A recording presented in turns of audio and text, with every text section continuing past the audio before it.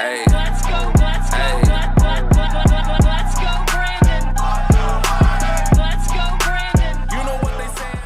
Hello everyone, it's Joel Davis with United Medical Transportation Providers Group. You are the broker.com and home care access. All right, this is going to be a long video. I'm going to make a commitment to go through a bunch of stuff. I've already looked through a ton of emails. Obviously, I'm never going to get to them all, which, by the way, thank you all for your awesome emails. You guys are great. But I want to cover, I'm going to make a commitment to cover a lot of content. A lot of crazy content. Some of this I shouldn't even be sharing. I should just be having it on our Teachable account for our active UMTPG members. But there's just so much going on, and so all the good content, just consider it a Christmas gift, if you will. So I'm making a commitment. This is going to be a long video. Watch it all the way to the end, because I guarantee I'm going to lose my SHIT. Some of the stupidity and insanity of this industry. Some of the stuff that some of you send me is absolutely phenomenal. So before we dive in, a couple of quick things. Watch this, piecemeal it, whatever's necessary. Watch it all the way till the end. I'm going to try to make at least one or two more videos very soon. One regarding home care access, because a lot of you have been expressing a lot of great questions about that, because so many of you guys, we're at the end of the year, and all you New Year's resolutioners, you know, it happens every single year. You see how things pick up towards the end of the season, where people, all right, I want to start fast in the beginning of the year. I want to start fasting in the beginning of the year. So don't be like those dudes that go to the gym, and gym owners always notice a balloon at the very beginning of the year. Everyone has a New Year's resolution. They all get gym memberships. Give them 2 to 3 weeks, then it all dies out. Everyone loses. So do not be like them. If you're going to commit to starting fast at the first of the year, start fast and stick with it. Be diligent and stick with it. Don't be like those New Year's resolution people that go to the gym and fade out and flake out after 2 weeks. So again, watch this entire video, because I personally went through and entered in some of these questions and topics I want to talk about to make sure I give you guys the best meat here for probably one of my last few videos for the rest of this year, this crazy year of 2021. So one of the most popular questions that people will address, that they'll send us: what business to start? A lot of people ask me that, as NEMT, home care, broker business. Listen, I can't tell you which one to start without knowing more about you. To give you a quick crash course, obviously my first business was my NEMT business. I mean, I lived and died on that hill. I learned so much in my NEMT business. Lost a lot of money early on, then made a lot of money as I got my contracts and everything. I was very, very close to starting a home care business. I was already, in my mind, I was already doing research, but in my mind I was probably about 85% committed that that's what I was going to do. And then my broker, the opportunity to start that broker business started. And I actually thought to myself, okay, I'll start this broker business because I was really attracted to it. I'll start it. If things don't work out in a year or two, okay, whatever, no big deal. I can go start my home care business. Here's the thing. NEMT is going nowhere. Elderly population growing, booming. Obviously, there is so much deregulation in the NEMT industry. All those laughable yahoos who are trying to nationalize the industry, it's never going to happen. Develop national standards, absolute joke. It's not going to happen. So there's still great opportunities all throughout NEMT. I mean, it's just not going anywhere. People need to get to their appointments. People need to be discharged from hospitals. Hospitals need you. Rehab facilities need you. All that stuff. Obviously, the way I teach people with NEMT, is not to make yourself a slave or a sharecropper and just align yourself with brokers. My overall philosophy is to empower yourself, build a strong business built on contracts, service agreements, private pay work. My goal for you as a business owner is for you to be the baller, shot caller, empower yourself. The beautiful thing about home care is I've been working with people in home care for years upon years, because probably about between 30 and 40% of the people who I work with NEMT come from home care. They started home care and then went to NEMT, or vice versa. So, I mean, I really, over the years, learned so much about home care. So when I was working with people with home care, I was always focused on the private pay work. A lot of upside to that, a lot of higher rates of reimbursement, but you got to work harder to get that money and get the clients. You have to put forth much more effort. When we created Home Care Access, and I partnered with my partners, Marty and Ginny Rube, they do a lot of private pay work, but they also do a lot of government contracts. And I was always averse to government contracts because I had biases coming into that arena with government contracts for home care because of NEMT. Let me tell you something. They could not be more different. Contracts with home care is completely different than a government contract with something like NEMT. In NEMT, when there's government contracts, you get a lot of the brokers fighting over it and they want to manage it. And those brokers, they're middlemen. So they're getting a piece of the pie. In the home care, government contracts, there is no middleman. No one else is getting a piece of the pie because there's such a backlog. People need to be serviced in their homes. And the beautiful thing about that is going through all this COVID scamdemic nonsense is more and more people want to stay home. So home care providers, more so than probably any business, home care was probably the most resilient over this whole scamdemic. Home care easily.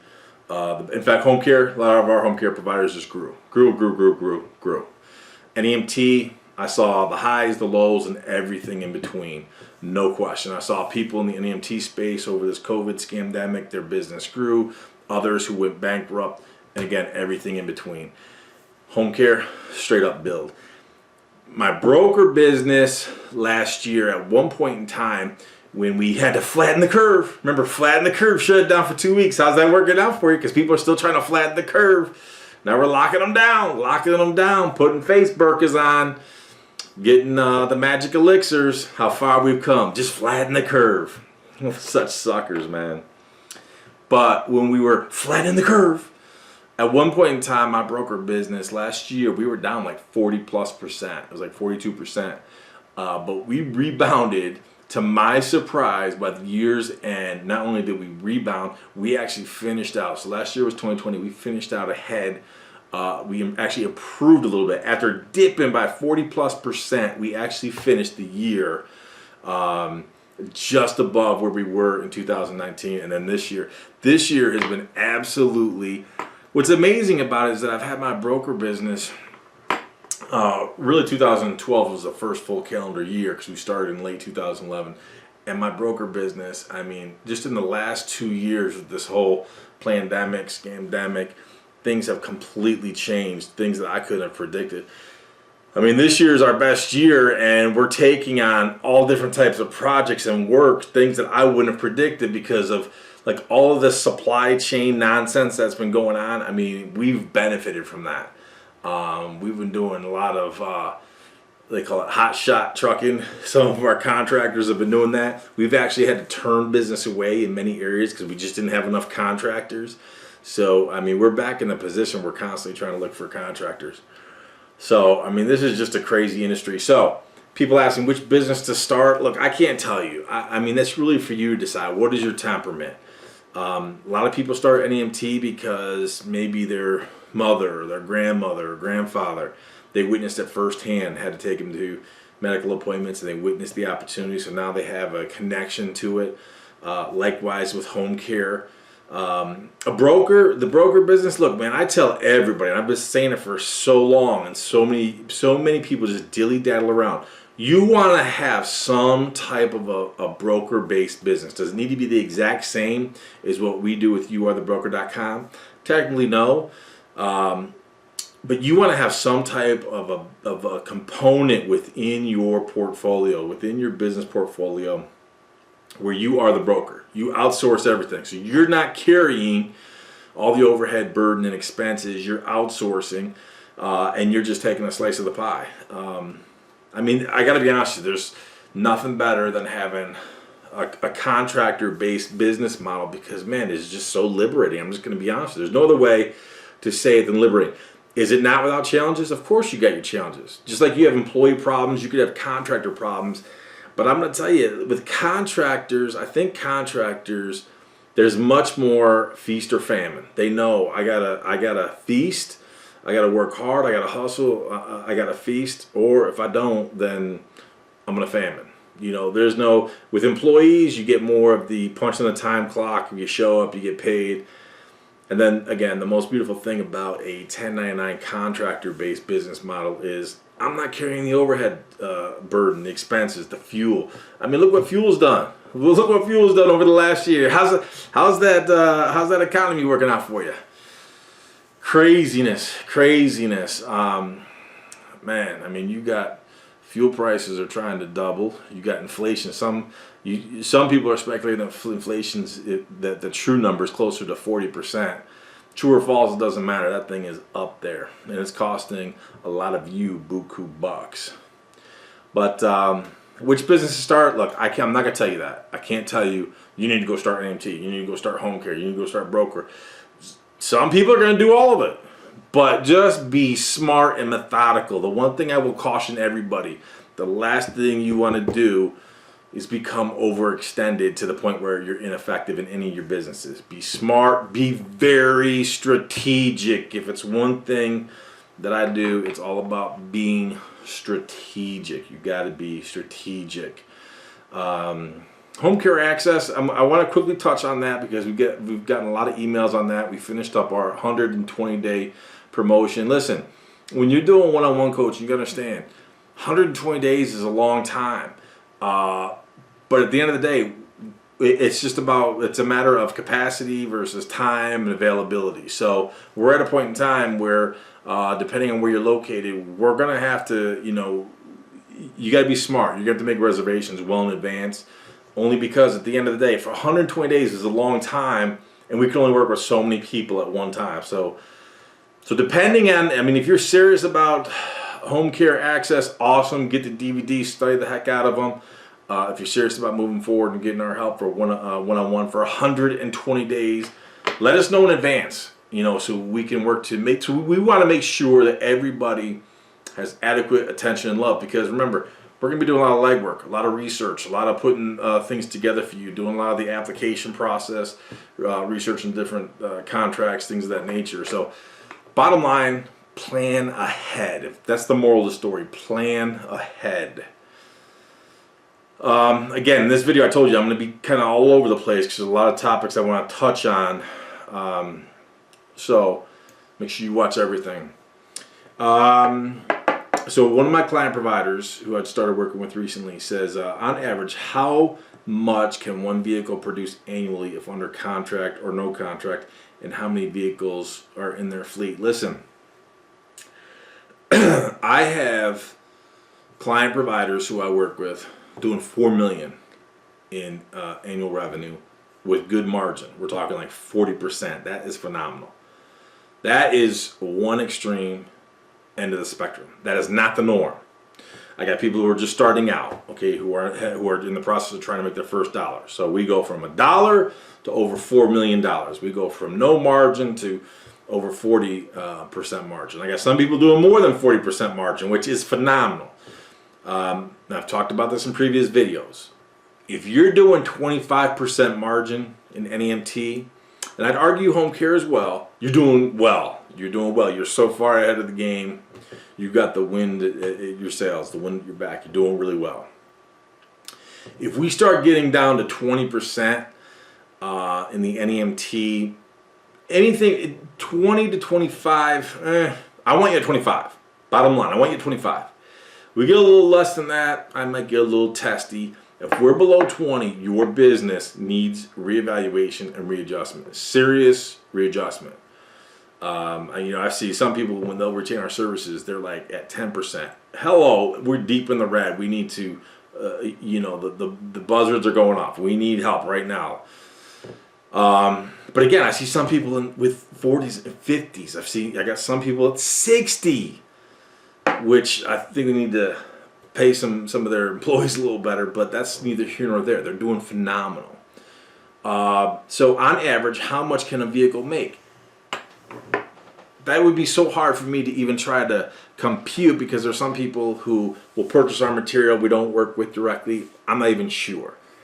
Okay, what I always tell people in my NEMT business, what we used to do was our goal, if a vehicle stayed local for an 8, 9, 7, 8, 9 hour shift, for a regular shift during regular business hours, our goal was for every shift, if the driver stayed local, our goal was to do 16 one-way transports. If we did that, I'm so far ahead of the game. Now, obviously, if we send a driver up to Syracuse or Cortland, down to Scranton, down to the city, New York City, sometimes we go to Rochester, sometimes Albany, that's a whole different ballgame. Those are money makers, because those are mileage, but that totally shatters the whole 16 one-way trips. So only if it's local. Now, your lay of the land is going to be completely different. Okay, you might be in a more rural area, so you're doing much more distance trips. I got some people in some states, they do a lot of mileage, and it is money makers. That's a completely different business model. So this further underscores my point that this whole glorified nonsense, we're going to unify the industry.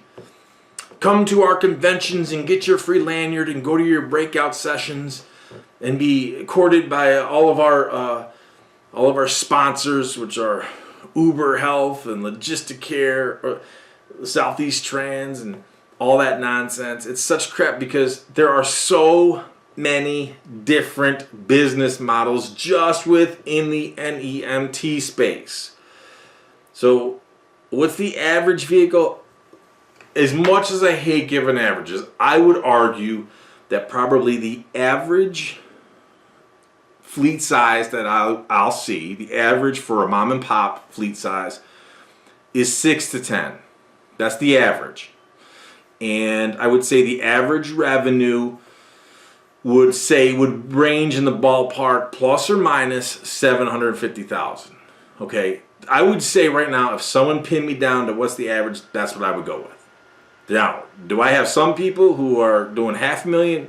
Yes. Do I have some people who have 3 vehicles? Yes. Are they smaller, newer businesses? Obviously.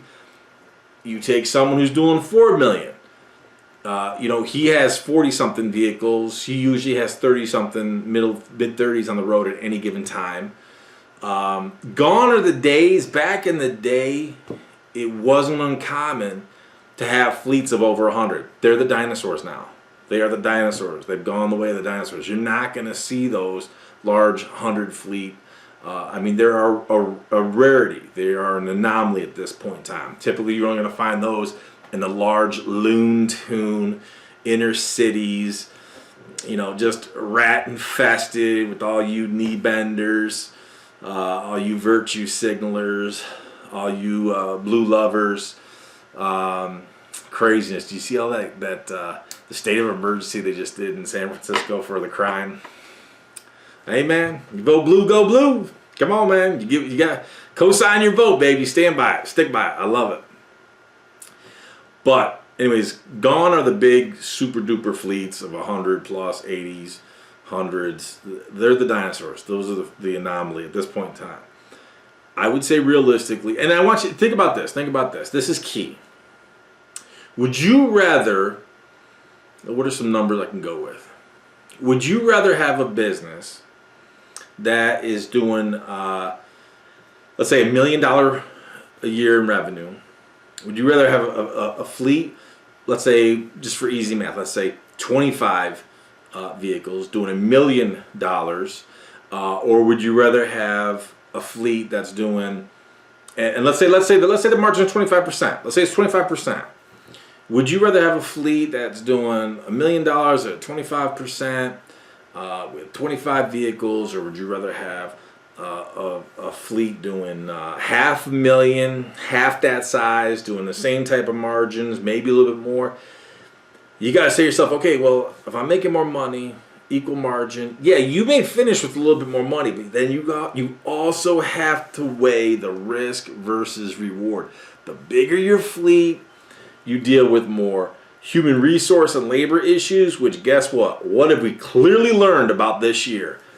Everybody has labor issues. Everybody has labor issues. I was just in one of my local grocery stores, and not only do they have a $750 sign-on bonus, they have a specific, they made a specific note, hiring 15-year-olds. Hiring 15-year-olds. Now, obviously, you're never going to hire a 15-year-old in your home care, your NMT, or your broker business, because you couldn't even insure them. That'd be the stupidest thing you could ever do. But my point is, that's how desperate they are. Hiring 15-year-olds and a $750 sign-on bonus.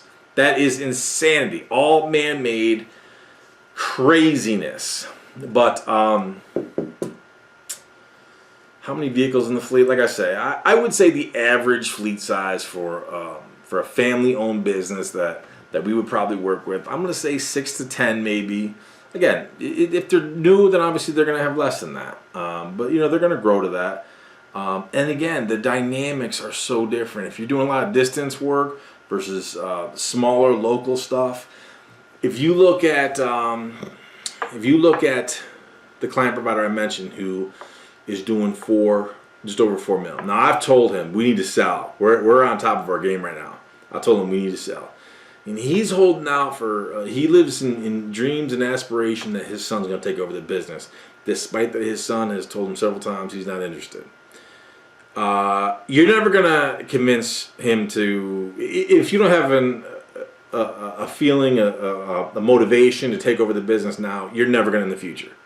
Therefore, sell the business, sell while you're on top, sell while you got an A game. So I think he's making a mistake not selling. But and I have other people, same type of deal. What's your exit strategy? What's it look like? Well, we wanna pass it on. Our son, our daughter. Man, I'll tell you, if they don't want it, you gotta sell. You ain't gonna force them. So I mean, sell. You gotta sell while the going is good. I recently talked. In fact, recently I talked about the two client providers who we work with.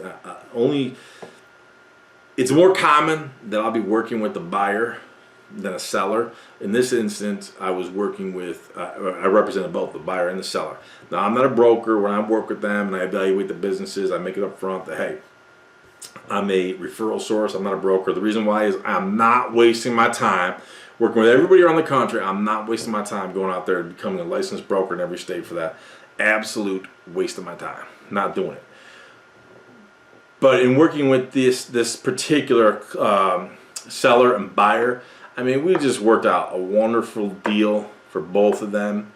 It's a $500,000 deal. She had paid just under $500,000. She had paid top dollar for an executive valuation that was like almost 50 pages long. It was such crap. And they came back with a valuation of like 103 or 113,000. I forgot which one. I know there was a 3 involved, and it was just above 100 grand. So for us to put her in a position where she was able to get close to a $500,000 deal, it's a win-win. And this is a win-win for the buyer as well, because it is a great deal for him. She has some really good contracts and everything. But going back real quick to my client provider with the $4 million deal, he'll be the first one to tell you, I don't waste my time with this low-level hanging fruit broker work. He doesn't. He has phenomenal contracts with big hospitals, metroplexes, different types of facilities. I mean, he'll tell you, I do not waste my time with the low-hanging fruit. I let my competitors do that. So while they're chasing around with the nonsense, I'm going after the bigger fish. That's exactly what he does. That is exactly what he does. And that is the type of business. And he's doing over $4 million a year. He started with a single vehicle. He started with a single vehicle, reading and studying our material, and then he came to one of our events to start to elevate his play. You can't ask for better. I mean, it's just a great story. Great story. Question. Should I add physical damage insurance, which will cost me additional? This is a client provider, newbie just starting out. Should I add physical damage insurance, which will cost me additional $818 per unit? Very good question. Now, I'm trying to think of what his let's say his insurance. He's in a much more reasonable state. Some of you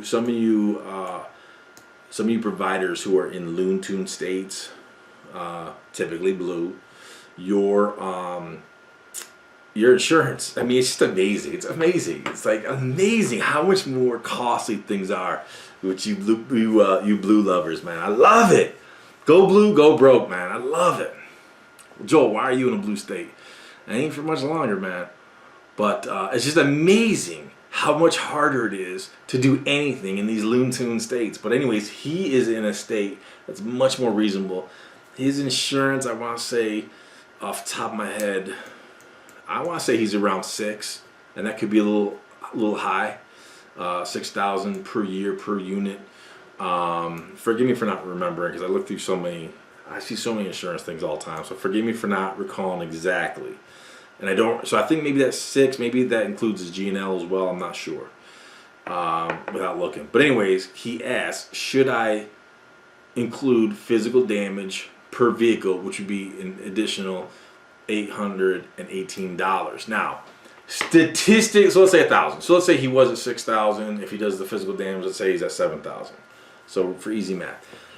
Statistically speaking, you lose money when you consider per vehicle, per year, and you multiply that, multiple years, multiple vehicles.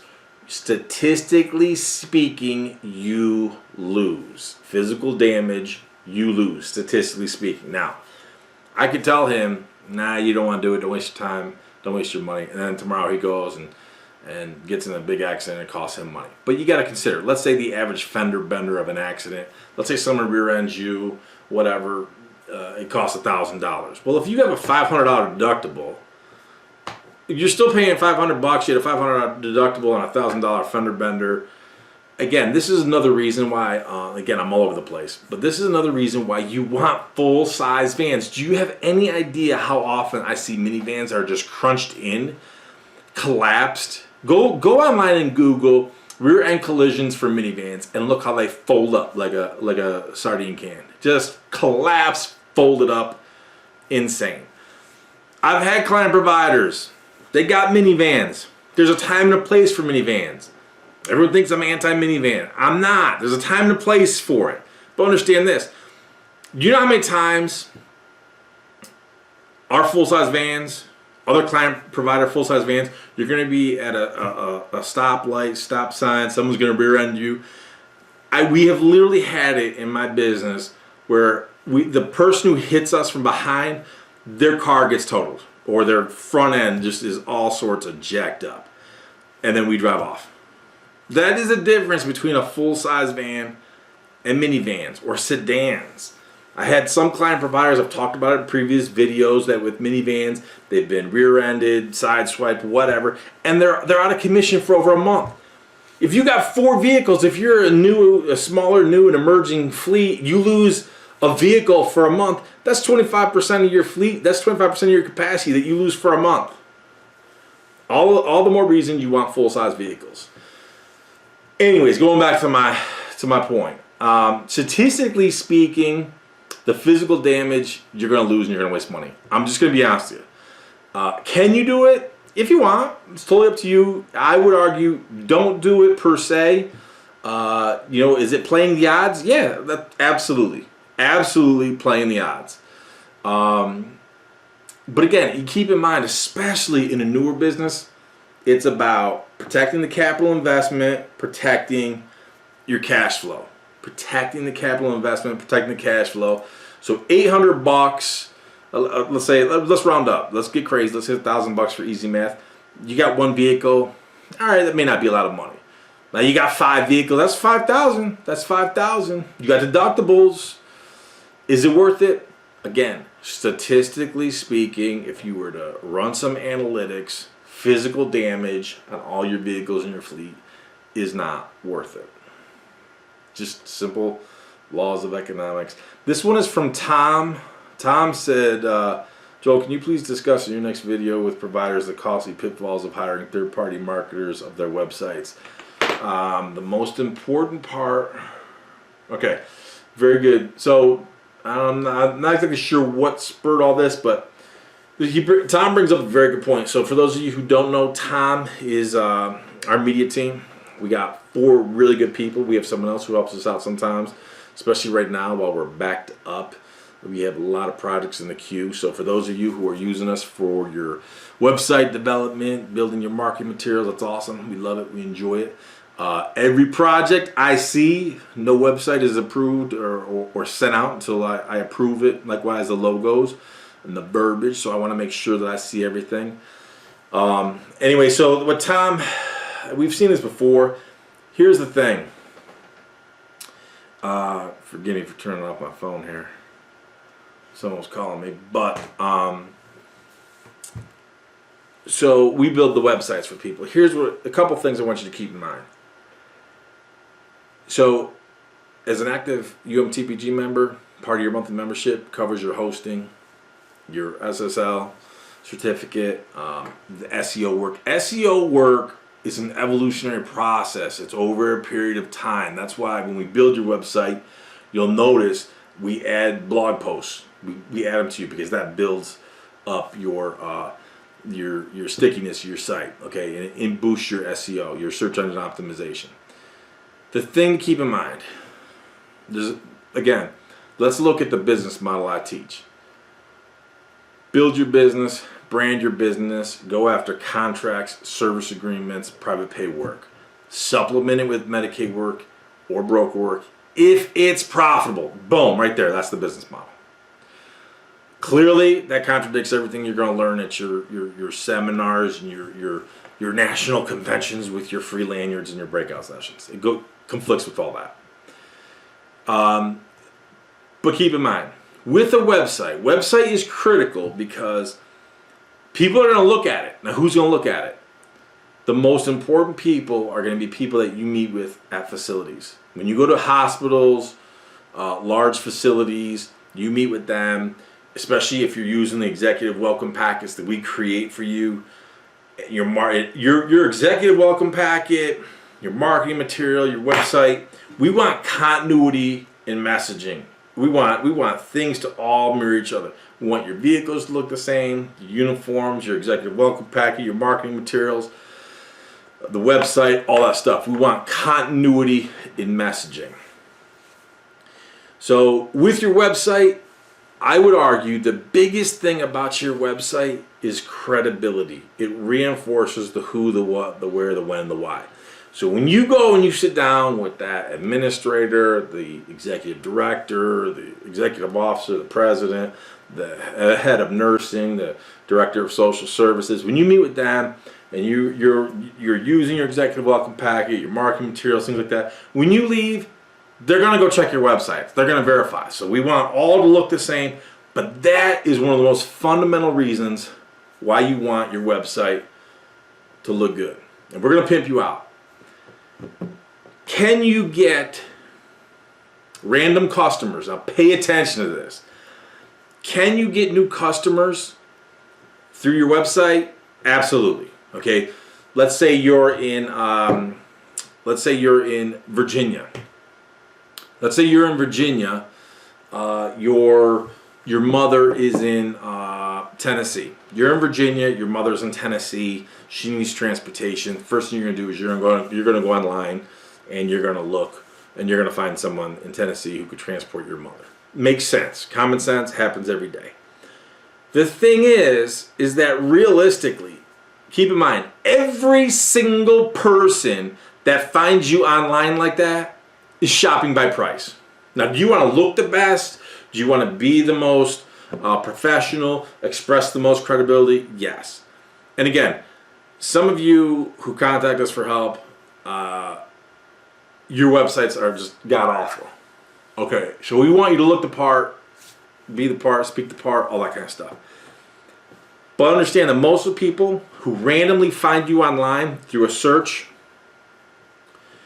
they're shopping on price. So keep that in mind. They're shopping on price, not on relationship. When you go work with facilities, you're establishing relationships. Long-term relationships. Much bigger money. Much bigger contracts. Much bigger service agreements. Which all yields to much bigger ROI when you go to sell.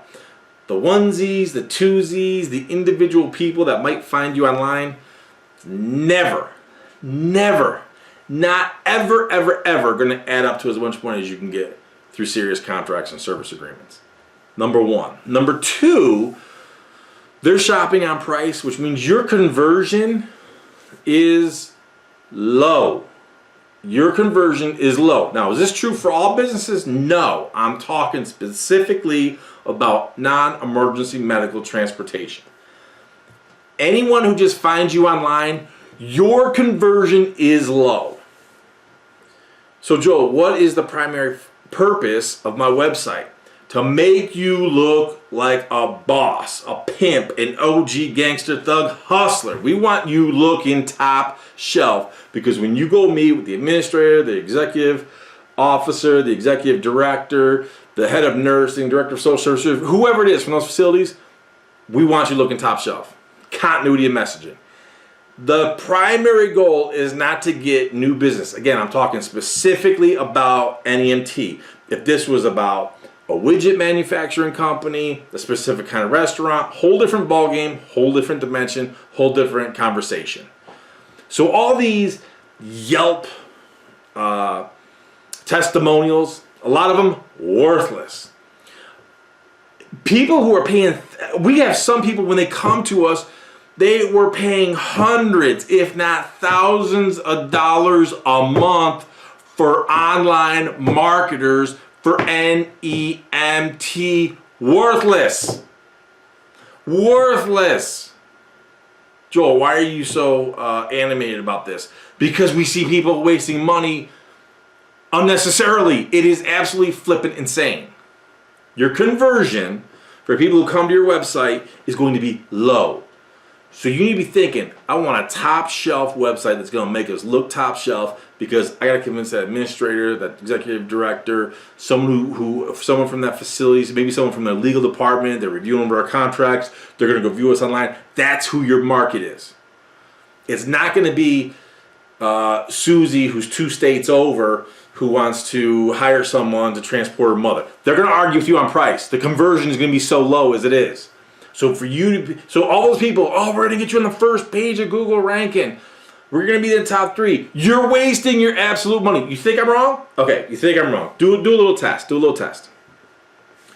Go to these people, and they do their Facebook pages, okay? Go to the Facebook pages. Okay, go to the Facebook pages. Let's see how many views they got. So let's see how many likes they got. Let's see how many members they got. It's always low. It's always low. And even if it is high, let's say they got the AI out there, all their bots, all their artificial intelligence boosting up their viewers, the rankings, whatever. It doesn't matter. We care about ROI. We don't care about likes. We don't care about viewers, subscribers.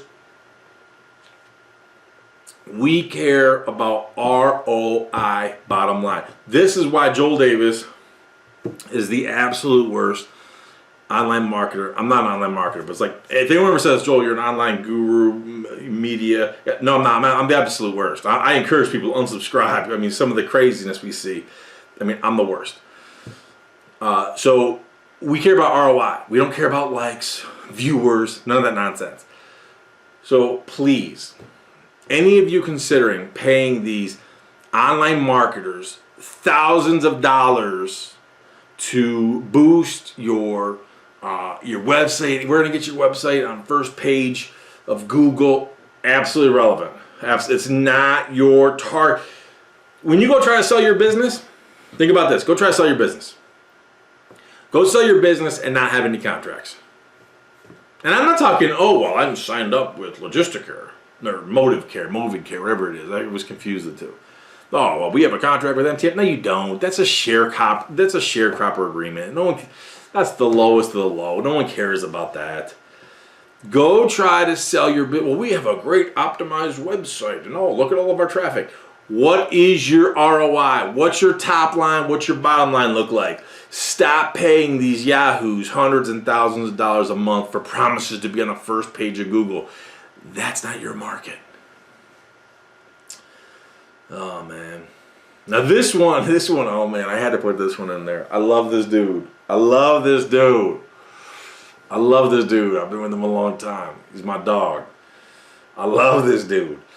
Hard worker. This is a hard working dude. And this dude follows what we tell him. He's my man. He's my dog.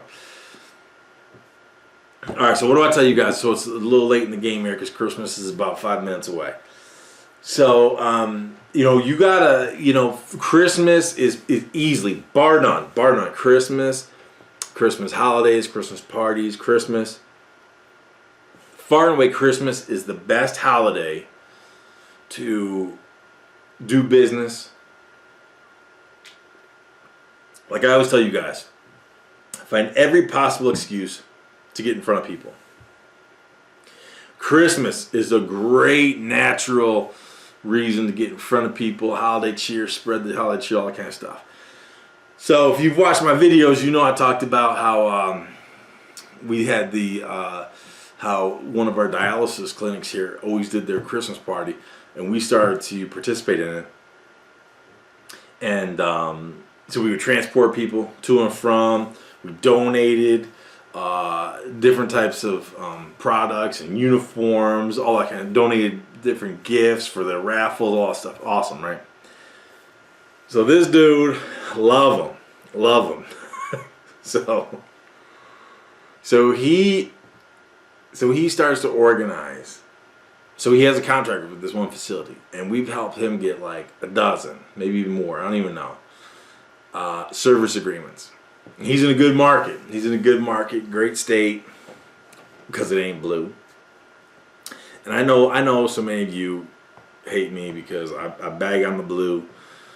The parties of the demonic rats off the charts. But hey, the party of Judas, y'all hate me too. Because you guys co-sign the demonic rat party. I can't get it. But anyway, so I'm equal opportunity. So everyone could hate me. I'm an equal opportunity hated person. So, but this client provider, he organizes an event for this one particular facility. He organized an event for this particular facility. And what he did was he was going to have it catered by Olive Garden. Okay, that's phenomenal. That's awesome. It's off the charts. Well, they were all receptive to it. Next thing you know, he gets this email from one of the people at the facility. It says, here's our Olive Garden food list for our holiday employee celebration for 40 to 50 employees. Chicken Alfredo, lasagna, classico, chicken parmesan, jumbo house salad, iced tea, breadsticks. Add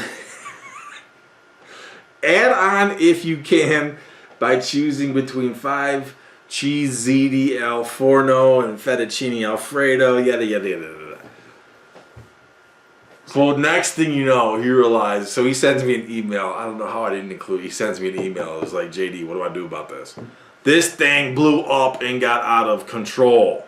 Well-intentioned, wanted to do something special. Dude, this thing took on a life of its own. Give people an inch, they're going to take a foot. Give them a mile, they're going to take 100 miles. This is it. So he had to tell him, hey, we got to pare this thing down. Now look, here's the deal. First and foremost, here's the first lesson. Should you do, nice things for your facilities? Unquestionable. Got to. Christmas is one of the best ones. Easily the best one. But the trick is, you want to piggyback off them. You don't want, think about it. Think about this.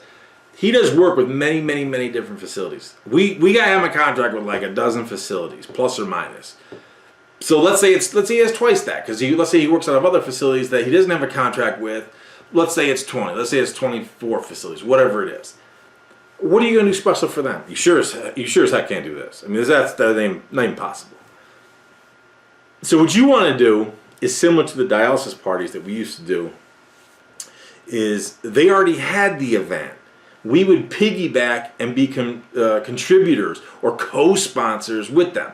When I talked in my videos, my DVD series, when I talk about the way that we would do marketing with facilities, we would do it in conjunction with or complementary to events they already had. So, for example, the hospitals that we had the contracts with, they had their annual golf tournaments. Well, we're not sponsoring the golf. We're not hosting the golf tournament, but we would help sponsor some of the holes. We would show up. I can't golf because I have no desire to, but I'd show up and have some beers with some of the guys. The one thing we did sponsor in total was support services. The guys specifically responsible for giving us a huge contract. Was it 5 or 6 of them? I don't know how many people. They had their own bowling team. Well, we sponsored the whole thing. Okay, that was easy peasy. That's a few $1,000s for the year. Plus, we'd stop in and buy them beers and drink with them a little bit. Oh man, they were loving it. Cloud 9. Now look, if they're giving him hundreds of thousands of dollars, that's a whole different ballgame. Okay, that wasn't the case. He's averaging about $5,000 a month with this one facility. So you say, okay, well that's 60 grand. That's 60 grand. Okay, so technically, is this a strategic mistake? The way he's doing it, yes. The intentions, no, absolutely not. Very much well intentioned. This guy's my dog. Love him. Great job. Willing to do what's necessary. Hustler, works hard, all that kind of good stuff. But dude, if you're going to be paying for 50 people catered, chicken Alfredo, lasagna classico, chicken parmigiano, jumbo house salad, iced tea, dude, you're going to be blowing this budget, because just because you're doing $5 grand a month with them, 60 grand a year on average, you ain't taking that home. I mean, you got to pay employees and all that kind of good stuff. My point is, you got to think strategically. I talked about how early on, when we used to go to events and we'd set up a booth at our local mall, well, guess what? We would do it in conjunction with the hospital. We wouldn't do it I had no intention to be there if the hospital wasn't there. I want to be visible to at that point in time, I was catering to the hospital. Let them see me. And we piggyback off their coattails. Well, the results speak for themselves, because it turned out to be the best strategic move I did. So you don't go out there and blow your budget by trying to host an individual event. Because what about the other facilities? What are you doing? Now, it's one thing if you want to host an event in your office for your employees, no question, that's cool. If you want to host an event in your office or a specific place for key people and they're by invite only, that's different. That's a totally different discussion. That's all plausible, doable, all that kind of good stuff. But are you going to go to every facility and have this special? I mean, first of all, outside of money, what about time? Because you got to go. You got to go be part of it. You can't just organize it and you don't show up. I mean, you want to be visible. You got to look like you care. That takes time. That takes time. Think strategically. Not only about your dollars, but about your time. Time is money. Money is time. All right, this one is like, here's a classic example. And I've said it before, I'll say it again. Anything I say or do put out there, fact check me. Fact check me. Don't believe me. Consider me like one of these scamming, White Walker, con artist, whatever. Fact check everything I say or do. Fact check it. All right, so because this is going to lead to, I'm going to show you some pictures, some screenshots that are just like off the charts here. All right, so one of my client providers. This is really about two different client providers. They're kind of similar. So the one asks, how do you bill a customer if he's 120 miles away where do you charge deadhead miles from? If the customer is 120 miles away, where do you charge mileage from? Okay, so let's say my office is here at point A. Customer's 120 miles away, point B. But my driver, 120 miles, it's long, okay? But my driver is located at point C. And let's say point C to point B. Point C is where my driver is located. Point B is where the customer is. So let's say from where my driver is to my customer is 90 miles. But where I am to the customer from point A to point B is 120 miles. So I know that if I'm going out there to pick that customer up, that's a lot of miles unloaded. Well, that's not going to be free. You charge from your office every single time. Every single time. Well, Joel, that's ridiculous because your driver is 90 miles. Doesn't matter. That's just, these are the rules of the game. You charge from 120 miles from your office, point A, to the customer, point B, 120 miles, deadhead miles. So you charge the deadhead miles. Then when you pick that customer up, and let's say you took them somewhere, so you brought them back into town or whatever, those are loaded miles now. You got the base pickup fee, which will vary depending on the time of day. Is it a wheelchair, stretcher, ambulatory, and then the loaded miles. So let's say you went to pick them up and you brought them into your area, then 120 miles or whatever it is, something close to that. You're not going to charge from where that driver is currently located. That's just the rules of the game. So I want you to clearly understand this because this makes up a very important point. And one of the reasons why you charge deadhead miles to go pick up the person, deadhead miles unloaded to go pick them up, is because what if you're caught in traffic? Okay, let's say it's 120 miles. That's, just coming out of the gate, if you're not caught in traffic, it's 2 miles just to get there. And then to bring the person into your area or wherever you're taking them. So just to get there, you're talking just coming out of the gate, minimum of 2 hours. Let's say you're caught in traffic. Well, then that 2 hours gets extended, gets extended. You got labor costs, you got fuel costs, you got wear and tear. You got to charge for that, bottom line. Bottom line. And so any of you who are doing broker work, you got to be paid, you got to be compensated. Yeah, they won't pay it, then you don't do it. Bottom line. So how do you bill a customer 120 miles away, charge deadhead miles from your office if your driver's located elsewhere? No. You always, the rules, and remember, think about this too. You want to make things as easy as possible, which means you want them as automated and as uniform as possible, which means that whoever's doing the billing in your company, he or she, you always bill from your office. Bottom line. Because you don't want to have to, where was the driver located? Well, let's recalculate. No, we're not wasting time with that. The reason why it's critical that you understand that point in detail is specifically because if you are doing broker work and brokers want you to use their software platforms that are either owned and designed by them or endorsed by them, i.e. they have control of it, they want to know where the driver came from.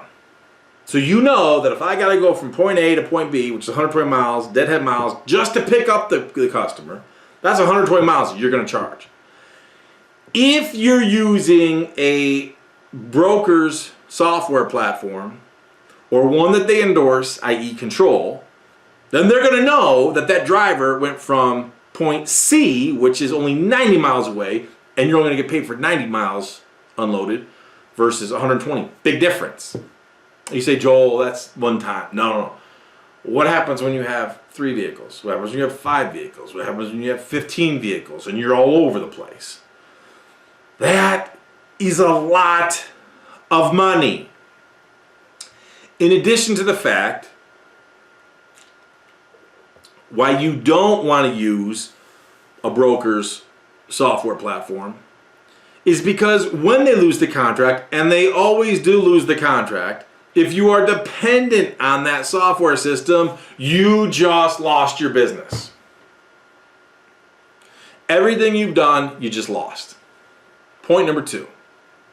So point number one, they're going to be able to see everything. And look, everyone knows Medicaid brokers are notorious for approving a trip, and then they'll find the smallest, slightest technicality they can to not approve it. Think about how much money a broker makes by approving a trip and then disapproving it for some technicality. Didn't get the right signature. Timestamps don't match up. No, it was 90 miles, not 120 miles. You billed us for 120. No, it was 90. Well, we're not going to do it. Okay, now you argued with them. Well, now it exceeds the 14-day window, so now we're definitely not going to pay it. The scenarios are endless. How many times have I said, nobody cares about your business other than you? I don't care what anyone says. Go to your national conventions, give bro hugs, bra hugs, whatever you want.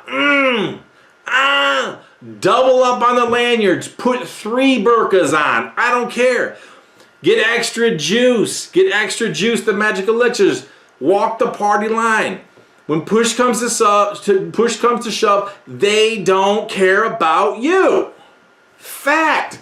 The minute you accept that, the easier you just got with discernment and wisdom in making sound decisions for your business. You just got freed. You just got off the slave ship. You just stopped sharecropping, because that's exactly what they do. Bottom line. If you're using their systems, they're going to control you. They're just going to control your money. They're going to tell you what to do. They can see everything. When they lose a contract, point number 3, they lose a contract, boom. You just lost control of all your business. Here is an email that, and I'm going to read this to you. Here's an email directly from Motive Care, formerly known as Logistic Care, who had to rebrand their name because their name is trash. The largest Medicaid broker in the country has to rebrand their name because their name is just known as trash. So many of you sent us this. We've seen a lot of this. Okay, this went out to a ton of you. Okay, Motive Care appreciates all that you do to help us connect our members to care. Warm and fuzzy. Our relationship is vital to our shared success. We at Motive Care also understand you have faced many challenges along the way, and there's no way we could have come this far without you. Big bro hug. We know we are only successful together. What are y'all, sleeping together? With this in mind, Motive Care is excited to partner with you to create opportunities for you to continue to grow in your communities. That's an operative phrase right there. In your communities. Remember that, because I'm going to circle back to that. In your communities. A big component of this growth centers on your transition to a digital platform. I agree. Whether it's WellRide or MediRoutes or any other partnering platform, i.e. which they control or have unlimited access to. This is important to providing the ultimate customer experience to the people we serve. We need all our transportation providers onboarded and fully utilizing a digital platform. We look forward to working together for our shared success. Code word for you're going to be a sharecropper and subservient to their needs. Please call blah blah blah or reach out to your provider relations manager to start the onboarding process today. Kind regards, Chief Operating Officer. Now, why is this important? Go back to your communities. Your communities. Now look at the very bottom here. Motive Care, 6900 Layton Avenue, Suite 1200, Denver, Colorado. Now, many of you who've sent this email to us are not even remotely close to Denver, Colorado. Someone in Denver, Colorado is pushing this out, and many of you sending this are on the East Coast, Southeast, Midwest, not even remotely close to Denver, Colorado. And you're all getting the same email. What does somebody in Denver, Colorado know about your community? Not a damn thing. Not a damn thing. Not a damn thing. So what do they know about your point A, the customer's location at point B, your driver's location at point C? They don't know a damn thing. But they're going to talk about they know your community. If you're using one of these platforms that they, for lack of better terms, we'll call it co-own because they got complete control of it, understand this. Not only of when they lose the contract, you lose access to all this information and you just sabotaged your business. But even more so, because they see everything you do, all the other components and aspects of your business, because they see it all, you have no negotiating leverage. If they see that you are completely dependent upon them, all your trips go through them, you're done. You can't negotiate anything. Yeah, well, we want higher rates of reimbursement. You ain't going to get them because they know you're completely dependent upon them. Yes, Master Logisticare. Yes, Master MTM. They know it. You have no leverage to negotiate other than what they give you. That's it. You just have to accept it. What is the entire premise of working with Joel Davis? Pimp you out, your executive welcome packet, your websites, your marketing materials, the know-how, the skills, the vehicles, put everything in place to empower yourself to go after contracted service agreement, private pay work. You use the platforms they suggest. Do you know how many times, probably 4, 5, maybe 6 times over all these many years that they've reached out to us to try to get us to take Dispatching Made Easy, invest a boatload of money to make it compatible with what they're doing. Every single time we said, hell no.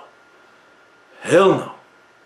I'm not going to invest that money to do that because any changes they make, we got to be reactionary and we got to go do it.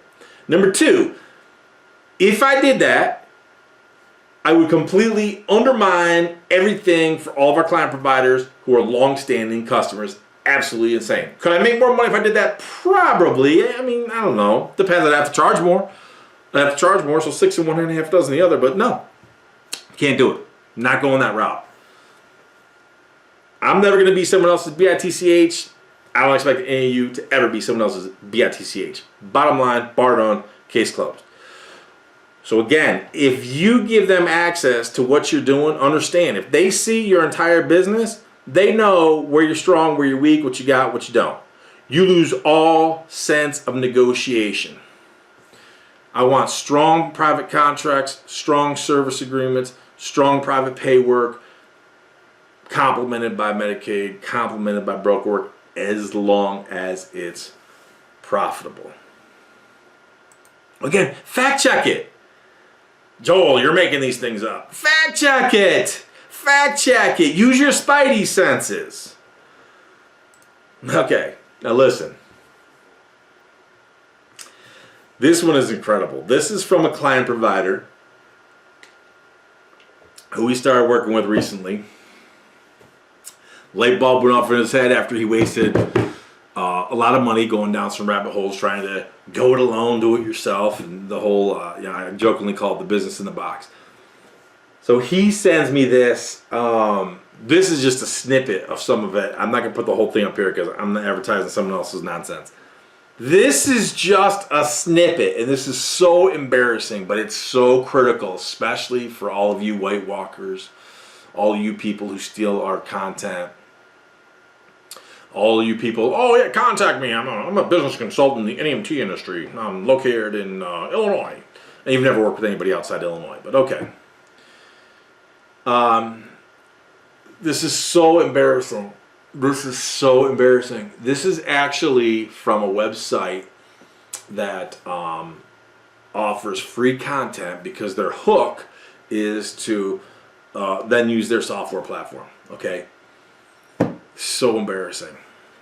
So this is just an excerpt from the advice that this, technically it's a tech-based company. Now think about this. You got Motive Care out there giving you advice from Denver, Colorado, and you're 5 states away. And they're talking about your community. BITCH, you don't know anything about my community. But okay, it feels warm and fuzzy. I get it. This is a tech company that puts out a software system for NEMT, has no comprehension of this industry whatsoever. Here's their advice. Again, they're all about content. Let's optimize our website, get a content, get people in, get them to trust us, then we'll convert them, get them to use our software system. This is their wisdom. What you should do before getting a contract. Starting an NEMT business can seem overwhelming and take a considerable amount of work if you don't know where to start. The steps below will give you the right idea of what to do and where to begin in order to learn how to make money in the NEMT faster. This is flipping insane. Stay tuned. Bullet 1. Consider your company legal structure. You can choose from a sole proprietorship. Done. Right there. Any of you doing a sole proprietorship, I will punch you in the flipping face. Are you flipping insane? You're going to start your business as a DBA? A partnership. That's also a DBA. A general partnership. You never, under any circumstances in your flipping life, start a business like this as a sole proprietorship or general partnership. You're flipping insane. If you do, you deserve to get kicked where it hurts the most or punched in the face repeatedly. Or a limited liability company, corporation. Consult an attorney to determine the most suitable legal status for you. You've already lost your credibility on the first bullet point because you offered sole proprietorship, a partnership, both DBAs versus an LLC. You're a dingbat. Now you suggest going to an attorney. Legal documents. You'll need certificates. What does that mean? Certificates vary anywhere and everywhere. You'll need certificates. What's that mean? What kind of certificate? Is it a certificate that gives me permission to wipe my ASS? What kind of certificate? NEMT license. Really? Well, what kind of NEMT license? Because there's no just one single, oh, go get this NEMT license. Things vary by state. Where are we at? So I need certificates, NEMT license. Well, which ones? And operational permits. Oh man, you are so specific. Spot on. This is exactly. Oh, this is great content. This is exactly what I need. I need certificates, an NEMT license, and operational permits. Oh man, thanks for being so specific. They vary from state to state, so you have to contact the local authorities to find out requirements and prepare a set of the necessary documents. Man, I mean, that right there, that is so, wow. Wow, I mean, that is just so, the depth and detail, it's so pertinent. It's like, wow. This is a classic example of why I tell you, you get what you pay for. All you White Walkers that love your free advice, boom, love it. Boom, love it. I want to shower this, boom, with Boston cream donuts. So delicious. Insurance. Before you start operating, you must buy proper NEMT insurance coverage. It needs to cover your operations and vehicles. So you're telling me to put my underwear on before my pants? Put my socks on before my shoes? Oh, I never thought of that before. Don't go for the cheapest quotes, as you may end up with less coverage than you need. What? Do you even know what you're talking about here? Think about what I mentioned earlier on in this video where I talked about the property damage. I mean, don't go for the cheapest quotes, as you may end up with less coverage than you need. Dude, you have no comprehension of what the F you're speaking about, and this is why so many White Walkers fall in this free brother-in-law advice after you've wasted. How about the one video I put out recently where the guy wasted like $40,000, $50,000, and then finally he woke up to, all right, dude, I gotta surrender. I need some help here. Dude! This is the best one. If you could get any better. Establish a fleet. So what should you do before getting a contract? Establish a fleet? Dude, the topic of conversation here, the title, what you should do before getting a contract. Establish a fleet? How much money should I invest? How much should I outlay? Should I put out 100,000, 200,000? How many vehicles do I need? Establish a fleet? That's the first thing I should do? Are you effing insane?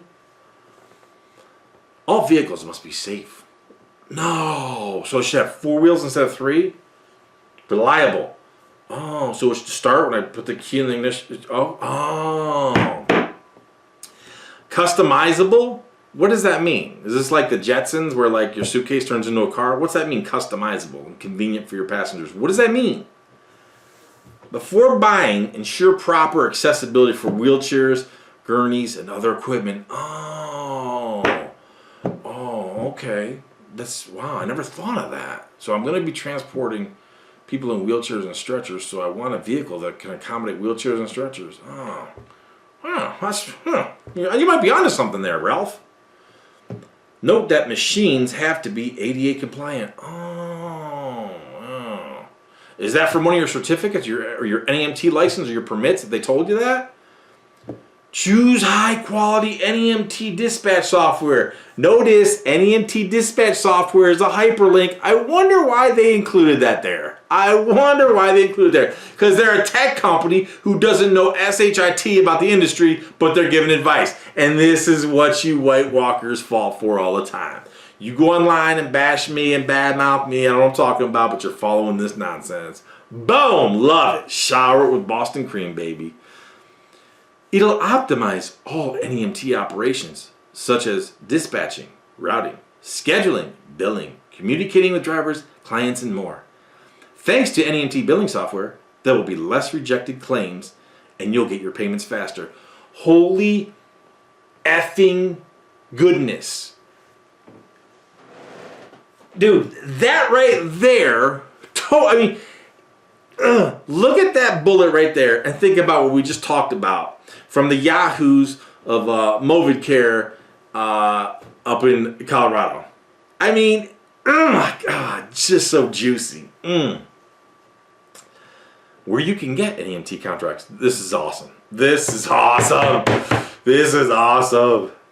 you can get NEMT contracts. Regardless of the size of your company, well, why didn't you tell me how big it should be? Because you told me to get a fleet. You told me to establish a fleet. Well, why wouldn't you be specific and tell me? But regardless of the size of your company, you should work in two directions if you want to get enough contracts. You should work in two directions. First direction, first bullet.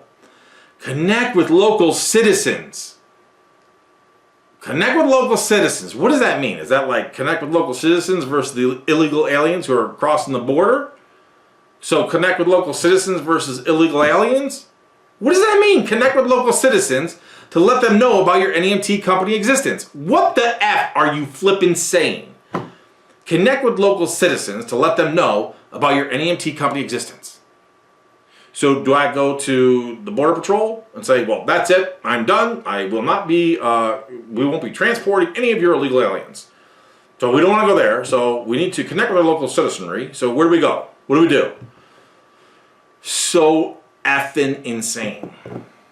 Second direction to go, bullet number 2, communicate with service clients. Well, what is the difference between the local citizens and the service clients? I don't even know what the F you're talking about. I mean, this is the advice that you White Walkers take.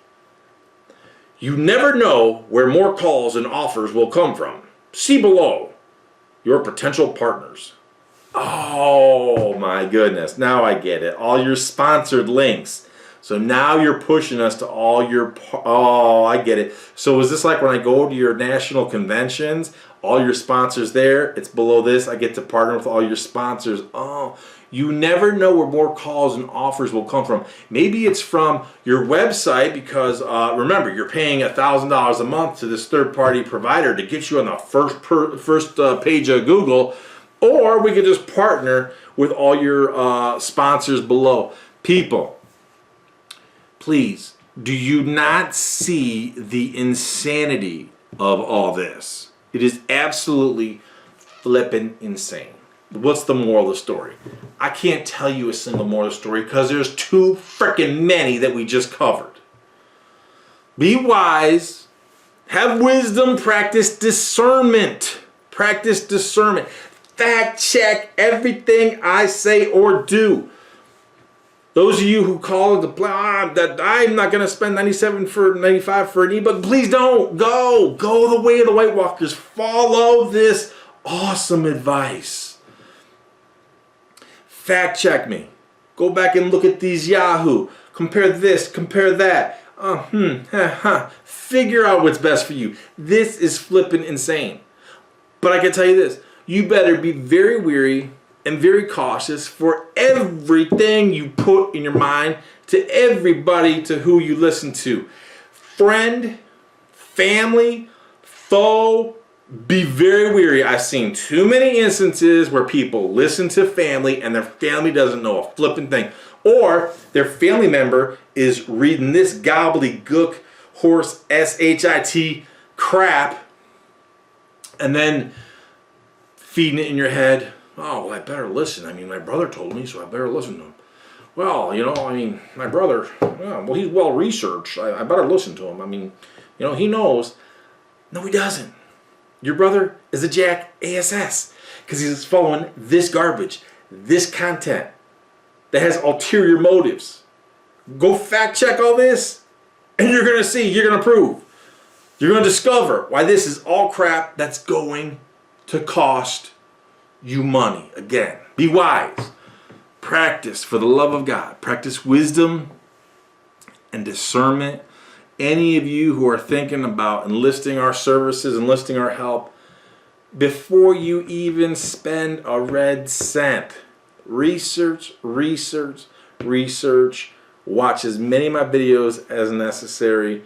So before you even make a purchase, you're comfortable in knowing what you're going to get. And let me be absolutely abundantly clear. If I work with you, we're going to pimp you out. We're going to make you look the best. We're going to make you be the best. We're going to put you in the best possible position. I will not chase you down. I will not chase you down. You got to be willing to work. You got to be willing to put in time. You got to be willing to put in the effort. We're going to show you the way. I will not sugarcoat anything. I can only hope that through all of this ranting, you see, I will not sugarcoat anything. If you're jacked up, I'm going to tell you you're jacked up. If this needs to be fixed, I'm going to tell you this needs to be fixed. We've got to fix this. If you want to be successful, we got to fix this. You want to be successful? We got to do that. Nah, but Joel, I really want to do this.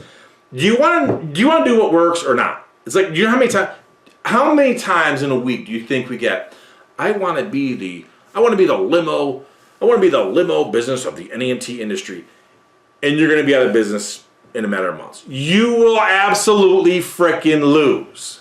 Go follow some stupid advice like this. Go form your sole proprietorship or your general partnership. Build a fleet. Get your certificate. Get your NEMT. Just such gobbledygook nonsense. Bottom line, I'm not going to sugarcoat anything. I'm going to tell you exactly what we got to do. My hope is that you'll follow our advice, because when you do, we're going to lead you to success. If you're using our service, whether it's our media team, whether we're building the market analysis for you, whatever it is, whatever work we're doing for you, we're going to put our best foot forward to put you in the best possible position. And sometimes we need you to do work. One thing we learned with Home Care Access, I'll give you a classic example. One thing we learned with Home Care Access, we're doing a lot of work, a lot of research, a lot of legwork for finding different contracts, things like that. But a lot of the application process, a lot of the agreements, they need some of your work. Some of you have to go through a little training, depending on your state. These are things you got to do. So again, nobody has time to chase you. Our goal is to put you in the best possible position to make money. As I always say, my responsibility is to get you to green. Get you to green. No two people walk the same path. No two businesses are the same, not even remotely close. So that being said, every business is unique. Everyone's circumstances are unique. Everyone has a different story. Everyone has a different path. Our job is to help guide you and navigate you down that path. Not this White Walker BS. Not at all.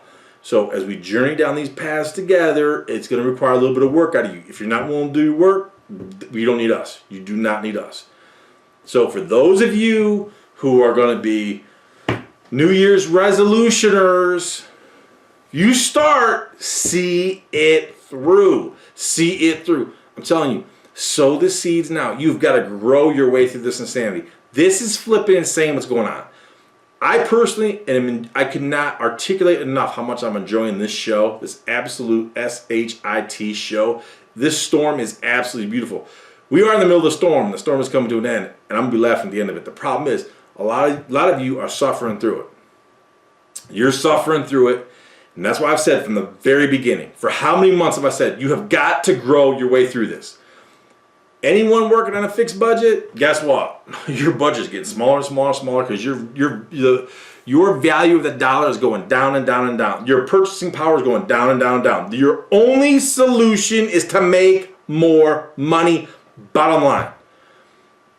Your only solution right now in life to properly feed your family, to build an inheritance for your children's children, which is biblical. We're called to do it. The government keeps trying to get in our way to do it, but you're still called to do it. The only way is to build your way through it. Bottom line. Joel, you won't shut up. You rant too long. I agree. I concur. But for those of you who've come this far, you're with me for a reason. God wants you to listen to this because my content is real. My content is truthful. I encourage you, fact check it and prove me wrong, but you won't be able to. And because you won't be able to, and because you stayed this far, and because you're going to follow the advice of the fat man, I promise you, only one thing can happen. I'll see you at the top. Let's go, Brandon. Hey. Let's go, Brandon. Hey. Let's go,